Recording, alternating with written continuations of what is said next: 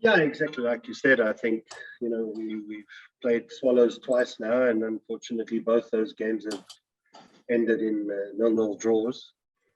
And they were extremely tough matches. But, we only get one opportunity at this come Wednesday, and the one slight advantage that we may have is the fact that we can go there knowing that we kept a clean sheet at home, and that if we can get an away goal, things turn a lot more difficult for Swallows. So we need to go there and be brave. So I think that's important. But from the game that we played them on Friday, tough opposition, tough team to break down. So we're going to have to be really at our best come Wednesday.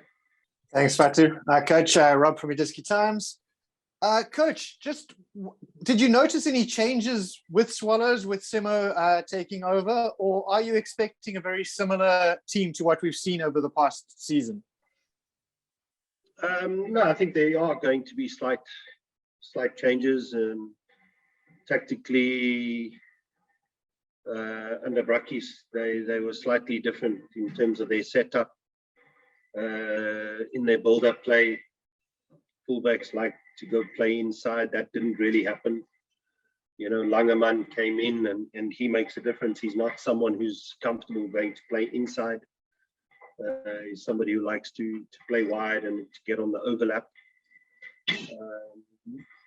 And yeah, in terms of the wingers, they played with more out-and-out wingers. And they're looking to put balls into the box with crosses. There was a lot more interchanging under Brakkies. So there's been slight changes, although we thought they might come out playing a more a 4-2-3-1 formation or a 4-1-4-1. But, they seem to, for this last game, they stuck to the 4-3-3. But as he said in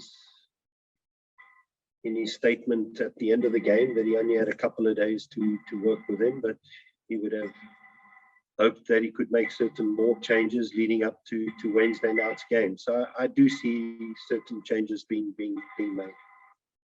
Thank you very much. Eric, your game plan looked very different last Friday from previously. Was it a reaction to the 3-0, or was it sort of maybe keeping some cards close to your chest ahead of Wednesday?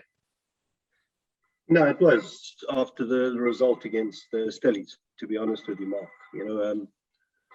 I think the FIFA break came at a very, very bad time for us. I think we were gaining momentum. We were starting to look very good. And then the FIFA break happened. And, during the FIFA break, because you got 2 weeks and we ended up nearly having 3 weeks because the game against Maruma Gallants also got cancelled. We ended up having to try and arrange friendly matches. And I don't think those friendly matches helped us a lot. We played against Cape Town Spurs. We played against Hawke Bay. And what tends to happen when you play these friendly matches, you drop your level. And although we did get positive results, the performances weren't very, very good. And I think the players and myself, we felt that and we recognized that. And and I think that was to our detriment leading into the Stellies game. And I thought we were very, very lethargic the way we played. The intensity that we had against Stellies was simply not good enough. We didn't match them in terms of the intensity, and against the team and the way they set themselves up, Stellies, you're going to get hurt, and we got punished. And I think psychologically that hurt the team quite a lot. So what was important for us was to ensure that we went and got a positive result against Swallows. We obviously wanted to try and go there and get the 3 points, but what was very, very important was not to lose the match and look to try and keep a clean sheet. So, looking at the Swallows team, we studied Swallows team a little bit. We decided, let's rather look to play more middle or a low block. Look to contain them and look to try and play on the counter, and it worked for us. I thought it really, really worked for us. We controlled it and we contained them. It was only once or twice from set piece that they potentially created chances. But yeah, I thought defensively we were a lot better. We were a lot structured, a lot more organized, and we looked to play on the transitions a little bit more, you know, from deep lying positions. And I was actually quite happy with certain of those transitions that we had during the game, you know. But you're entirely correct. It's not really our game plan. It's not really the way we want to play. But I think it was very, very important for us to ensure that we got a positive result leading into what is a massive and very important week for us as a club.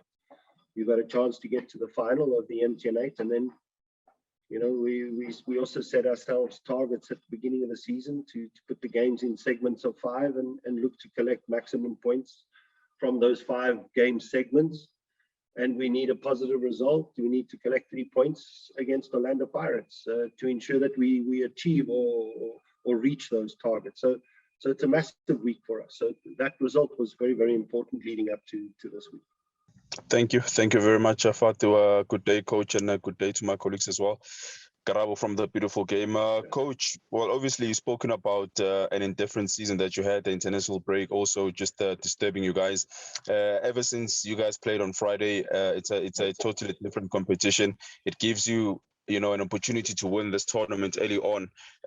What is the mood like into camp going to this one over the last couple of training sessions that you've had, and any major injuries that you'd like to report on, or incomings in terms of players that are feeling much better from injuries? Just a quick report in terms of that. Thank you, coach. Yeah, what we ended up, as you well aware, we played on Friday, and then we traveled back to Cape Town on Saturday, and we had a training session on Saturday afternoon, which was more a recovery session for obviously the players that played, and then a full session for the players who played very little time or no time. We done that in order to give them the Sunday off so that they could have a decent rest and a decent recovery. We started training again this morning. We done video analysis on ourselves, post-match analysis on ourselves.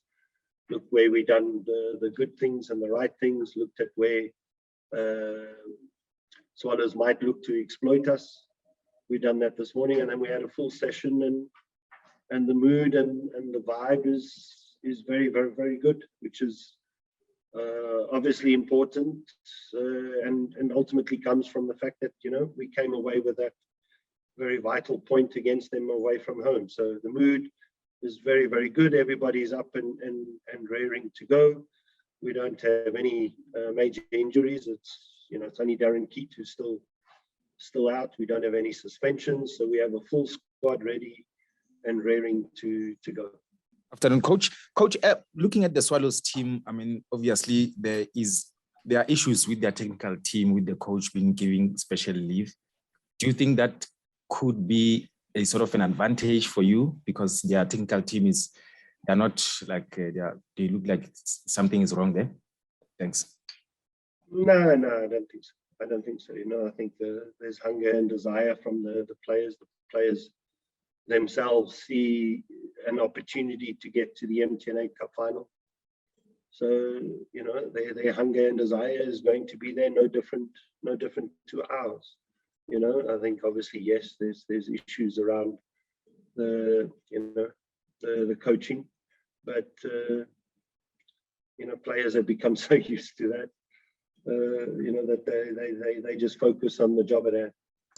Hi, Coach Eric. Zadia from Independent Media. Just Darwin Dodas played the last 25 minutes last weekend, and he had a run. How's his fitness coming along after all the niggles and form? Is he getting close to where he could be? No, definitely is. I think, you know, we've been managing to give him a little bit of time every single game. And slowly but surely he's regaining that match fitness and that match sharpness. He came on this last game. I thought it took him about 10 minutes to get himself actively involved in the game. Sometimes the intensity of the game is very, very difficult for a player that comes off the bench to get into the rhythm. But I felt that this game he was a lot better than the previous. So he's slowly but surely getting to where he needs to be, and he'll start playing even more effective role for us going forward.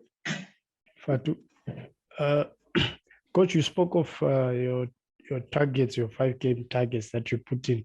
What would constitute a successful season, in your own words? What would constitute a successful season for Cape Town City? And where do you rank yourselves as Cape Town City in this league right now as it is? Are you a top 5, top 3, top 1 to compete with Sundowns? Thanks, Coach. I think obviously for us, it's all about improving on last season. You know, I think that's very, very important. Looking to try and improve on last season. Last season, the club finished 7th in the league.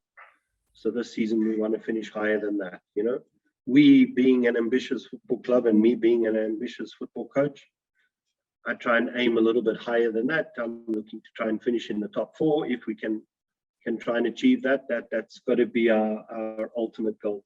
So that's what we've tried to set ourselves as a squad, as a team, as a club, is to try and finish in that top 4. And then obviously, you know, we have an opportunity now with a cup competition. Can we look to try and bring in another trophy into Cape Town City's trophy cabinet? That would be a fantastic achievement as well. Coach, Terence Masheko has been included in the final 23-man for Bafana. Just what does that mean to the club? And also, does it motivate the other guys, having someone in the Bafana squad in the team?